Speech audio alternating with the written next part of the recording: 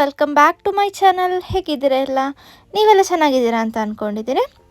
ಇವತ್ತಿನ ಒಂದು ವಿಡಿಯೋದಲ್ಲಿ ನಾನೊಂದು ಸ್ಪೆಷಲ್ ಸ್ವೀಟ್ ರೆಸಿಪಿ ತೋರಿಸ್ಕೊಡ್ತಾ ಇದ್ದೀನಿ. ಇದು ಅಕ್ಕಿ ಪಾಯಸ ಸ್ಪೆಷಲ್ ಏನಕ್ಕೆ ಅಂದರೆ ಇದು ತೆಂಗಿನ ಹಾಲು ಹಾಗೆ ಬೆಲ್ಲ ಯೂಸ್ ಮಾಡಿ ನಾನು ಇವತ್ತು ಮಾಡಿ ತೋರಿಸ್ತಿದ್ದೀನಿ. ಮೊದಲಿಗೆ ನಾನಿಲ್ಲಿ ತೆಂಗಿನಕಾಯಿ ಪೀಸಸ್ ತೊಗೊಂಡು ಒಂದು ಮಿಕ್ಸಿ ಜಾರ್ಗೆ ಹಾಕ್ಕೊಳ್ತಾ ಇದ್ದೀನಿ. ಇದಕ್ಕೆ ಸ್ವಲ್ಪ ನೀರನ್ನು ಹಾಕಿ ಇದನ್ನು ಗ್ರೈಂಡ್ ಮಾಡ್ಕೊಳ್ಳೋಣ. ಇದರಿಂದ ನಾವು ತೆಂಗಿನಕಾಯಿ ಹಾಲನ್ನು ತೆಗಿಯೋಣ. ಸೊ ಇದರಲ್ಲಿ ನೀವು ಮೇಯ್ನ್ ಮಾಡಬೇಕಾಗಿರೋದು ಈ ರೀತಿ ಹಾಲನ್ನು ತೆಗಿಬೇಕಾದ್ರೆ ಫಸ್ಟ್ ಟೈಮ್ ಇವಾಗ ತೆಗಿತೀರಲ್ವ, ಸೊ ಇದು ಫಸ್ಟ್ ಟೈಮ್ ಅಂತ ಸಪ್ರೇಟ್ ಮಾಡಿ ನೀವು ಇದನ್ನು ಹಾಲನ್ನು ಎತ್ತಿಟ್ಕೋಬೇಕು. ಸೊ ನೋಡ್ಬೋದು ಫಸ್ಟ್ ಟೈಮ್ ಇಲ್ಲಿ ಹಾಲನ್ನು ಇದನ್ನು ನಾನು ಸಪ್ರೇಟ್ ಎತ್ತಿಟ್ಕೊಳ್ತೀನಿ. ಇದು ಫಸ್ಟ್ ಟೈಮ್ ತೆಗೆದಿರೋವಂಥ ಹಾಲು. ಹಾಗೆಯೇ ಇದಕ್ಕೆ ಸೆಕೆಂಡ್ ಟೈಮ್ ಸ್ವಲ್ಪ ನೀರು ಹಾಕಿ ಮತ್ತೆ ಅದೇ ಮೆಥಡ್ ಫಾಲೋ ಮಾಡಿ ಸೆಕೆಂಡ್ ಟೈಮ್ ಮತ್ತೆ ತೆಂಗಿನಕಾಯಿ ಹಾಲನ್ನು ತೆಗಿಯೋಣ. ಇದೇ ರೀತಿ 3 ಸಲ ನೀವು ಸಪ್ರೇಟ್ ಮಾಡಿಕೊಂಡು ಈ ತೆಂಗಿನಕಾಯಿ ಹಾಲನ್ನು ತೆಗೆದಿಟ್ಕೊಳ್ಳಿ. ನೋಡ್ಬೋದು ಇದು ಸೆಕೆಂಡ್ ಟೈಮಿಂದು. ಹಾಗೆಯೇ ಇದು ಬಂದು ಥರ್ಡ್ ಟೈಮ್. ಸೊ ಈ ರೀತಿ ಸಪ್ರೇಟ್ ಮಾಡ್ಕೊಳ್ಳಿ. ಇದು ನಾನು ಫಸ್ಟಿಗೆ ಥರ್ಡ್ ಟೈಮ್ ತೆಗೆದಿಟ್ಕೊಂಡಿದ್ವಲ್ಲ ಅದನ್ನು ಫಸ್ಟು ನಾನೊಂದು ಪ್ಯಾನಿಗೆ ಹಾಕ್ಕೊಳ್ತಾ ಇದ್ದೀನಿ. ಅದಾದಮೇಲೆ ನಾನಿಲ್ಲಿ ಒಂದು ಅರ್ಧ ಕಪ್ ಆಗೋಷ್ಟು ಅಕ್ಕಿನ ನೆನೆಸಿಟ್ಟಿದ್ದೆ. ಮಾಮೂಲಿ ಸೋನಾ ಮಸೂರಿ ಅಕ್ಕಿ ತಗೊಳ್ಳಿ. ಒಂದು ಅರ್ಧ ಗಂಟೆ ನೆನೆಸಿಟ್ಟು ಈ ಹಾಲಲ್ಲಿ ಈ ಅಕ್ಕಿನ ನಾವು ಬೇಯಿಸ್ಕೊಳ್ಳೋಣ. ಥರ್ಡ್ ಟೈಮ್ ತೆಗೆದಿರೋ ಅಂಥ ಹಾಲು ಇದು. ಸೊ ಇದರಲ್ಲಿ ನಾವು ಅಕ್ಕಿನ ಬೇಯಿಸ್ಕೊಳ್ಳೋಣ. ಚೆನ್ನಾಗಿ ಬೇಯಿಸ್ಕೊಳ್ಳೋಣ. ಅಕ್ಕಿ ನೆನೆಸಿಟ್ಟಿರೋದ್ರಿಂದ ಬೇಗ ಬೇಯುತ್ತೆ.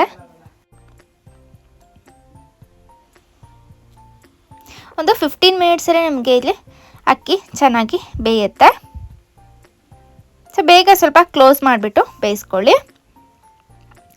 ಹಾಗೆಯೇ ಇನ್ನೊಂದು ಕಡೆ ನಾನಿಲ್ಲಿ ಬೆಲ್ಲನ ಕರಗಿಸ್ಕೊಳ್ತೀನಿ. ಬೆಲ್ಲ ಕರಗಿಸ್ಕೊಂಡು ಸ್ವಲ್ಪ ಪಾಕನೂ ಬರಲಿ. ನೋಡ್ಬೋದು ಎಷ್ಟು ಬೇಕಷ್ಟು ಬೆಲ್ಲ ತಗೊಳ್ಳಿ. ಈ ಕಡೆ ಅಕ್ಕಿ ಕೂಡ ಬೆಂದಿದೆ. ಅಕ್ಕಿ ಬೆಂದಿದೆ ಅಂತ ಹೇಳಿದ್ಮೇಲೆ ಕಂಪ್ಲೀಟಾಗಿ ಪೂರ್ತಿ ಸಾಫ್ಟಾಗಿ ಬೇಯಬೇಕು. ಅದಾದಮೇಲೆ ಈ ರೀತಿ ಸ್ಮ್ಯಾಶ್ ಮಾಡ್ಕೊಳ್ಳಿ.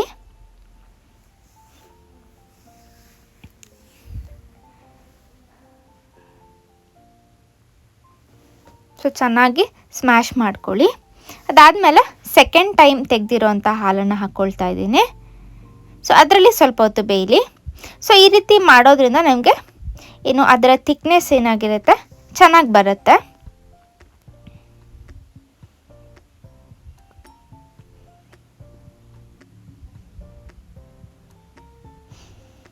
ನೋಡ್ಬೋದು ಇಲ್ಲಿ ನಮಗೆ ಬೆಲ್ಲ ಏನು ಕರೆಕ್ಟಾಗಿ ಬಂದಿದೆ. ಸ್ವಲ್ಪ ಕುದಿ ಬರಲಿ, ಸ್ವಲ್ಪ ಪಾಕನೂ ಆಗಲಿ, ಆವಾಗ ಟೇಸ್ಟ್ ಚೆನ್ನಾಗಿ ಬರುತ್ತೆ ಪಾಯಸದ್ದು. ಸೊ ನೋಡ್ಬೋದು ಇಲ್ಲಿ ನಮಗೆ ಒಂದು ಥಿಕ್ನೆಸ್ ಬರ್ತಾ ಇದೆ ಪಾಯಸಕ್ಕೆ. ಇವಾಗ ನಾವು ಬೆಲ್ಲ ಕರಗಿಸ್ಕೊಂಡಿದ್ವಲ್ಲ ಇದನ್ನು ನಾವು ಇದಕ್ಕೆ ಹಾಕೊಳ್ಳೋಣ.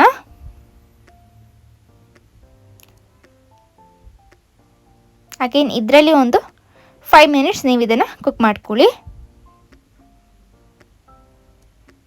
ಸೊ ಟೇಸ್ಟ್ ನೋಡ್ಕೊಳ್ಳಿ.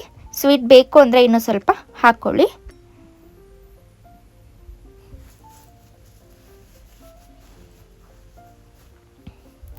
ನೋಡ್ಬೋದು ಇದರಲ್ಲಿ ಒಂದು 2 to 3 ಮಿನಿಟ್ಸ್ ಆದಮೇಲೆ ಫಸ್ಟ್ ಟೈಮ್ ತೆಗೆದಿರೋಂಥ ಹಾಲನ್ನು ಹಾಕ್ಕೊಳ್ಳಿ.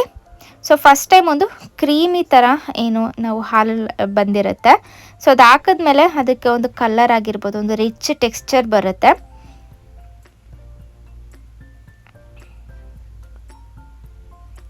ನೋಡ್ಬೋದು ಇದು ಚೆನ್ನಾಗಿ ಕುದಿ ಬರಲಿ.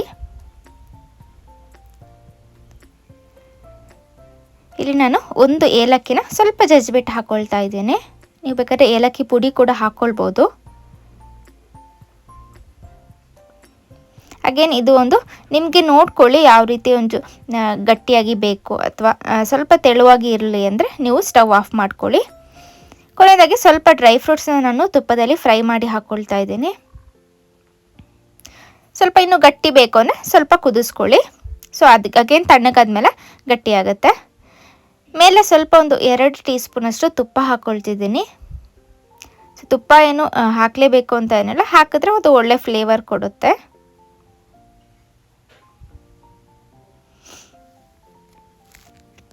ಕೊನೆಯದಾಗಿ ಸ್ವಲ್ಪ ಉಪ್ಪನ್ನು ಹಾಕ್ಕೊಳ್ತಿದ್ದೀನಿ, ಒಂದು ಎಕ್ಸ್ಟ್ರಾ ಟೇಸ್ಟ್ ಅಂತ ಹೇಳ್ಬೋದು. ಬೆಲ್ಲದಲ್ಲಿ ಉಪ್ಪಿನ ಅಂಶ ಇದ್ದರೆ ಬೇಡ. ನೋಡ್ಬೋದು ನಮ್ಮ ಪಾಯಸ ಇಲ್ಲಿ ರೆಡಿ ಆಯಿತು.